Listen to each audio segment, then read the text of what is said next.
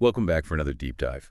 You know, uh, Today we're going to try to tackle something kind of meta, the concept of analysis itself. We use this word all the time, but have you ever really stopped to think, what does it really mean? And how that meaning has evolved, over centuries of thought. Yeah, it's definitely one of the things that's easy to take for granted, but analysis is really the engine of so much, intellectual progress.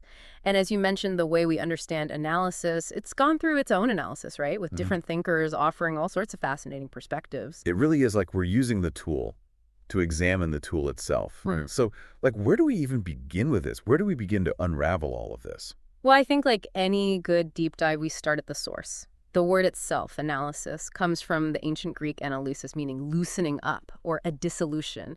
You can almost think about it like untangling a knot or like breaking down a complex machine just to see its individual parts. Okay, yeah, that makes sense. We're breaking things down to understand them. Yeah. But I have a feeling it's not always that simple, is it? You're absolutely right. Over time, philosophers have identified at least four key conceptions of analysis, each with its own, nuances. And we've got decompositional, regressive, interpretive, or transformative, and connective. Whoa, okay, four. You have to break those down for me a little bit. Yeah. What is the difference between them? Sure. Let's start with the one that you already intuited. Decompositional analysis. This is the classic take it apart approach. Imagine dissecting a frog, back in biology class. You're literally breaking down the organism into its component parts to see how they function together. So it's all about understanding the whole by understanding all the pieces. Exactly. Now, regressive analysis, that's a bit different. Imagine tracing a river back to its source. So instead of breaking something down, you're working backwards from a conclusion or like a theorem just to uncover the underlying principles or axioms. Oh, so it's kind of like detective work, but for ideas. A perfect analogy. Now things get a bit more abstract with interpretive or transformative analysis. This involves translating what we're analyzing into a different framework or language, to reveal something new. Okay, so can you give me a real world example? How would we use that? Absolutely. Think of using algebra to solve a geometry problem. You're essentially translating the geometric concepts into algebraic terms. It opens up new avenues for understanding and for finding a solution. Oh, okay, so you're shifting perspectives just to gain new insight. That makes sense. What about that last one you mentioned, connective analysis? So this one focuses on understanding something in relation to its wider context or the whole. You can think about it like a single piece in a jigsaw puzzle. You can only fully grasp its significance by seeing how it connects to all the surrounding pieces. So it's about seeing the big picture instead of getting lost in the details. Exactly. And each of these conceptions has its own strengths and limitations. And as we dive into specific historical periods, you'll see how different thinkers have emphasized different approaches. Yeah, this is already making me rethink how I approach problems. So where should we head next on our journey through analysis? Let's go back to the roots. Ancient Greece. It was really here that systematic analysis took off, particularly in the realm of geometry. Ah, the Greeks. Always laying the foundation for, well, pretty much everything. What did their approach to analysis look like? Well, they were really keen on the regressive method. Thinkers like Pappus of Alexandria, they described this process of working backwards from a desired result to uncover the underlying premises. Okay, I need an example. I think my brain is still in loosening up mode here. All right, imagine you're trying to prove the Pythagorean theorem. It states that in a right triangle, the square of the hypotenuse is equal to the sum of the squares of the other two sides. Now, using a regressive approach, you wouldn't start by dissecting the triangle itself. You'd begin with that statement that you want to prove and work backwards, step by step using these previously established geometric principles until you reach something that is self-evident. So it's kind of like reverse engineering a mathematical proof. Exactly. And this approach, it had a huge impact on how the Greeks and later thinkers approached knowledge and inquiry. But weren't the Greeks also big on breaking things down? Didn't they love dissecting animals to understand anatomy? That's true, and that reflects the decompositional side of their thinking. But even there, they often combined it with the regressive approach. So they dissect an animal to understand its parts, but then also try to trace those parts back to a more fundamental principle or element. Fascinating. So even in ancient Greece, we're already seeing this interplay of different conceptions of analysis. Absolutely. And this interplay continues throughout history. It's not a simple linear progression, but more like a complex dance of ideas. Okay, well, my brain is definitely loosened up now. So where does this dance take us next? Well, while the Greeks were busy with their geometry, over in ancient India, a different kind of analysis was taking shape, one that was rooted in language and in grammar. Wait, really? Analysis from grammar. Tell me more. This is where it gets really interesting. In ancient India, the grammarian Patini, he developed this remarkably sophisticated system for analyzing the structure of Sanskrit. His work, Atiya, which means 8 chapters, was essentially a comprehensive grammar of the Sanskrit language, but it went far beyond just describing, how words are used. So it wasn't just a dictionary or like a rule book. Not at all. Patini's work was incredibly systematic and analytical. He broke down Sanskrit into its fundamental building blocks, things like sounds, roots, suffixes, and prefixes, and he developed a set of rules for combining these elements to form words and sentences. So it was like he was creating a blueprint for language itself. Precisely. And this grammatical analysis became the foundation for a whole tradition of Indian philosophy, particularly the Nyaya school, which focused on logic and epistemology. Wait a minute, so they were using grammatical analysis to understand knowledge and reasoning. That's incredible. It is. The Nyaya philosophers saw language as a tool for representing and understanding the world. And by analyzing the structure of language, they believed they could gain insights into the structure of reality itself. Oh, wow. So it was like they were using the analysis of words to unlock the secrets of the universe. You could say that. And what's fascinating is they were doing this centuries before the rise of Western analytic philosophy. Okay, my mind is officially blown. Two completely different cultures, both developing sophisticated methods of analysis, but in totally different ways. It just highlights how fundamental analysis is to the human quest for understanding. But we're just scratching the surface here. Our journey through analysis is far from over. So as we move, from the ancient world to the medieval and Renaissance periods in Europe, we see how these earlier conceptions of analysis, they continue to influence thinkers, but we also start to see them blend and evolve in new and interesting ways. So are we talking about a smooth continuation of Greek and Indian ideas, or did things take a sharp turn? I'd say it was more of a weaving together of threads. You see, the transmission of ancient Greek thought during the early medieval period was significantly shaped by Arabic philosophers. They were instrumental in preserving, translating, and interpreting those key texts. So they really ensured that these ideas didn't just fade away. So they kind of acted as a bridge between the ancient world and the European intellectual reawakening. Exactly. And when those texts were reintroduced into Europe, they sparked this renewed interest in the analytical methods of figures like Plato, Aristotle, and Euclid. But I'm guessing they didn't just blindly copy what came before. I mean, there must have been some fresh interpretations along the way, right? You're absolutely right. Medieval logicians, for example, they were grappling with the complexities of language in a way that kind of went beyond the Greeks. They were especially interested in sentences with multiple quantifiers, words like all, some, and none. Okay, I can see how that would get pretty tricky. Can you give me an example, maybe? Sure, imagine a sentence like, all dogs chase some cats. Seems simple enough on the surface, but depending on how you interpret the relationship between those quantifiers, the meaning can change.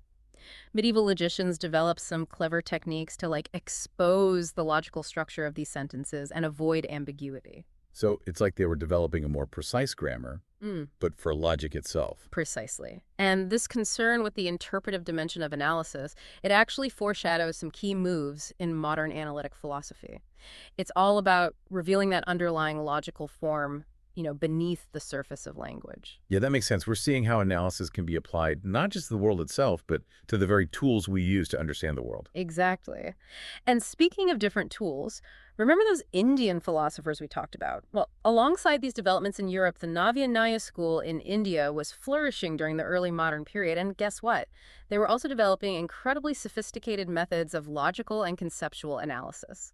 Wow. So we've got these parallel traditions of analysis developing in different parts of the world. I mean, did they ever cross paths or influence each other? That's a great question, and it's one that scholars are still debating, but what is fascinating is this convergence of their concerns. Both the Navinaya philosophers and later Western analytic philosophers like Bertrand Russell, they were really into this technique called periphrasis. Paraphrases. Okay, I might need a translation for that term. Basically, it involves rephrasing a sentence or a statement to reveal its underlying logical form, making it, more precise and less prone to ambiguity. It's like trying to find the most crystal clear way to express a thought. So they were both striving for clarity and precision, but coming at it from different angles. Exactly. And this pursuit of clarity, it really becomes a defining characteristic of analytic philosophy as it emerges in the West. Okay, so let's talk about that emergence. We're finally reaching the modern era. How did these earlier threads of analysis get woven into what we now recognize as analytic philosophy? Well, the 17th century marks a real turning point. This is the age of the scientific revolution, with giants like Galileo, Descartes, and Newton just changing our understanding of the universe. And their methods had a huge impact on how philosophers approached analysis. So are we talking about the rise of the scientific method influencing philosophical thinking? Absolutely. That emphasis on observation, experimentation, and breaking down complex phenomena into simpler parts, those were all hallmarks of the new science. And philosophers like Descartes, they explicitly brought these ideas into their approach to analysis. So it's like they were applying the tools of physics to the problems of philosophy. In a way, yes. Descartes, in his Discourse on Method, he laid out 4 key rules for guiding thought, and 2 of them clearly reflect this decompositional approach. He said, to divide each of the difficulties I examined into as many parts as possible, and to direct my thoughts in an orderly manner by beginning with the simplest and most easily known objects. It sounds like he was creating like a step-by-step guide to just breaking down complex problems into these more manageable pieces. Exactly. And this approach really resonated with empiricist philosophers like Locke, Berkeley, and Hume. They were trying to analyze ideas like causation, substance, and even personal identity into their most basic sensory components. It's like they were searching for the atoms of thought, like the building blocks of experience. That's a great way to put it. And this decompositional approach, for all its limitations, it had a lasting impact on how we think about philosophical analysis. But as we've seen, it's only one piece of the puzzle. Remember that connective approach we talked about? That one about understanding things in relation to a larger whole? Yeah. I remember. Where does that fit into the modern era? Well, alongside the rise of decompositional analysis, there was this growing awareness of its limitations. Some philosophers started to argue that you can't fully understand something just by breaking it down into its parts. So it's like realizing that a symphony is more than just the sum of its individual notes. Precisely. And this is where the connective conception of analysis comes into play. Thinkers who emphasize this approach, they believe that to truly grasp a concept, you need to see how it fits into this larger network of ideas and relationships. Okay, so we're back to that jigsaw puzzle analogy. Yeah. Each piece only makes sense in the context of the whole. Exactly.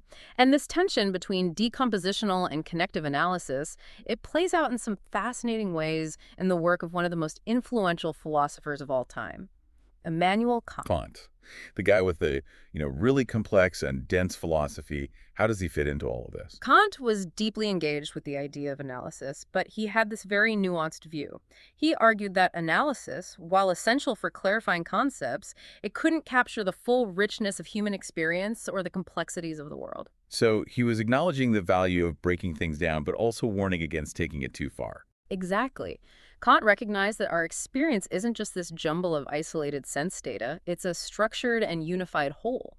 And to truly understand that whole, you need more than just decomposition.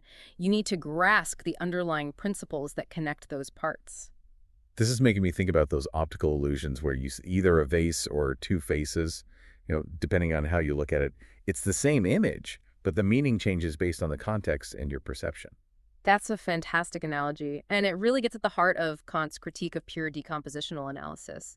He was arguing that to understand something like human perception, you need to consider not just the raw sensory data, but also the mental frameworks we use to organize and interpret that data. So it's not just about what we see, but how we see it. Precisely. And this insight has had this profound impact on how we approach the analysis of complex phenomena, especially in fields like psychology, linguistics, and even artificial intelligence. This is really making me rethink how I approach analysis, my own life. It's not just about taking things apart. It's about understanding the connections, the context, the bigger picture. And that shift in perspective from a purely decompositional approach to a more holistic one is something we see happening across different cultures during this period. For instance, in China, during the late 19th and early 20th centuries, there was a similar movement to reevaluate traditional philosophical ideas in light of, the challenges of modernity. So they were also grappling with this tension between analyzing things into their parts and understanding the interconnectedness of the world. Exactly. And one figure who stands out in this context is Dai Zen. He advocated for this return to the original Confucian texts, but he also emphasized the importance of Fenzhang, which can be translated as the principle of analysis. So even as they were reaffirming their own traditions, they were also engaging with the idea of analysis in a new way. Absolutely. For Dai Zen, understanding Fenelon meant carefully dissecting these complex ideas and arguments, breaking them down into their constituent parts.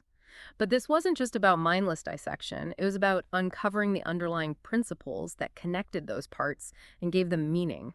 So it was a kind of synthesis of decompositional and connective approaches. Precisely. And this reflects this broader trend we see in the history of analysis, where different approaches are constantly being blended, refined, and reinterpreted to meet the intellectual challenges of the time.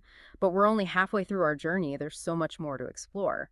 Yeah, it really is amazing to see how all these different threads of analysis were developing across cultures, each one grappling with that tension between breaking things down and understanding the bigger picture. But for now, let's shift our focus back to the West. We kind of left off with the rise of the scientific method and how that influenced philosophy. Where does analysis go from there? Well, the story gets even more intricate as we enter the 20th century.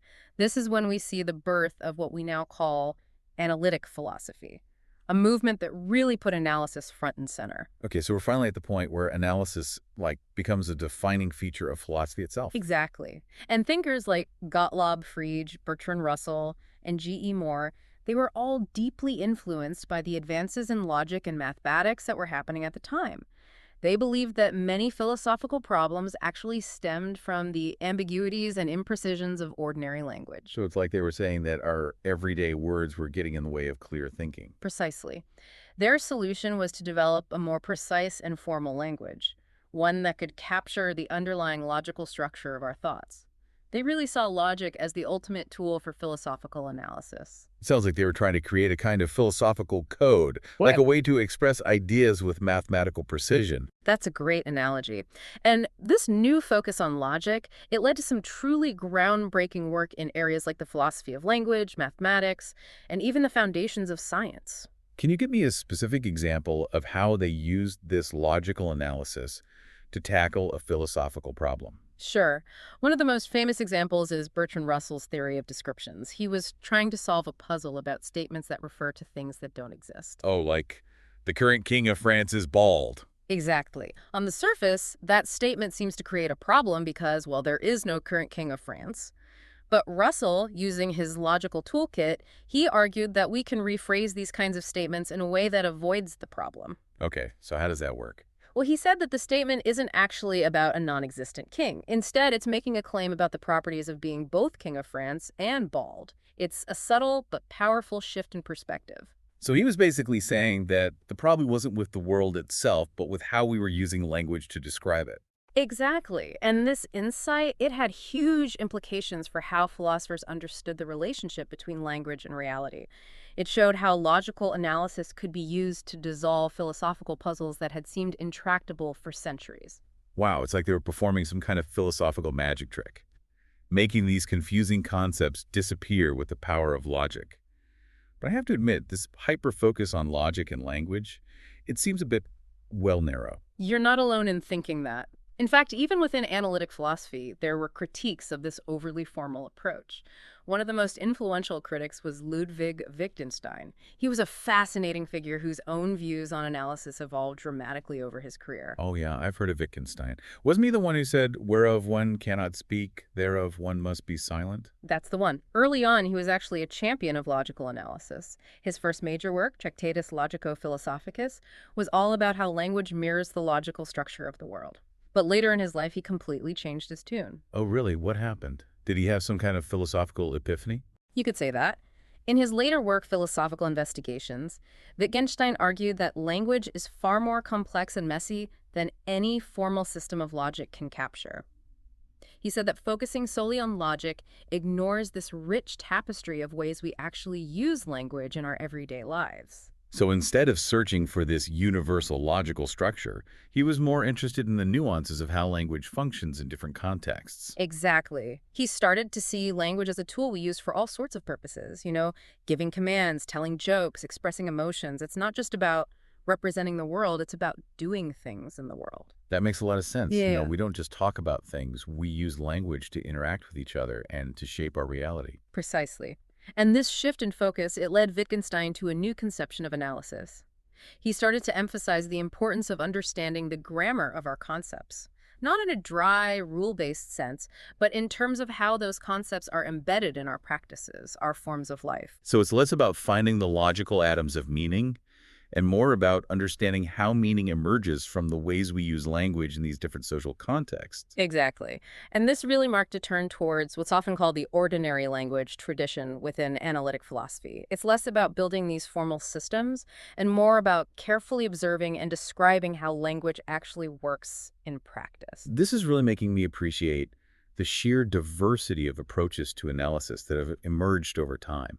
I mean, we've gone from ancient Greek geometry to Indian grammar to these logical systems to the everyday use of language. It's almost overwhelming.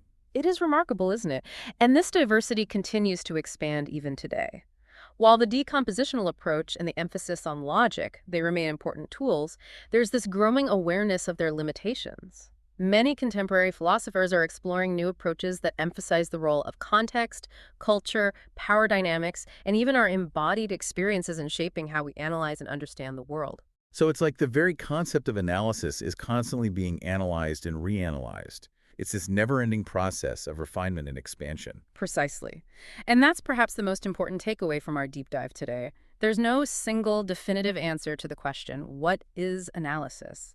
It's a multifaceted and constantly evolving concept shaped by the history of ideas, the development of new tools and techniques, and the ever-changing landscape of human knowledge. This has been such an incredible journey. We've traveled across cultures and centuries, explored all these different conceptions of analysis, and uncovered hidden connections between these seemingly disparate fields of thought. But where does this leave us? What's the final takeaway for our listeners? The big so what? Well, I think the most important lesson is that analysis itself is this powerful tool for understanding. But like any tool, it needs to be used thoughtfully and with an awareness of its limitations. There's no single right way to analyze something. The best approach will depend on the specific question you're asking, the context you're working in, and the kind of understanding you're seeking. So it's not about mastering one specific technique, but about cultivating this kind of analytical flexibility, an ability to choose the right tool for the job. Exactly. And perhaps even more importantly, it's about cultivating a critical awareness of the assumptions and values that shape our analyses. No analysis is ever completely neutral or objective. We always bring our own perspectives and biases to the table. That's a great point. It's not just about breaking things down, but also about understanding how our own perspectives shape the way we break them down. Precisely. And that awareness, that critical self-reflection, it's essential for engaging in responsible and insightful analysis. Whether we're trying to understand a philosophical problem, a scientific phenomenon, a work of art, or even just our own lives. Wow, that's a really powerful thought to end on. We started by trying to understand what analysis means, and we ended up reflecting on the nature of knowledge itself, the importance of perspective, and the role of our own values in shaping how we see the world. It really is all connected, isn't it? And that's the beauty of analysis. It's a journey that can take us to unexpected places, challenge our assumptions, and ultimately help us see the world in new and more profound ways. Well, thank you so much for taking us on this incredible deep dive.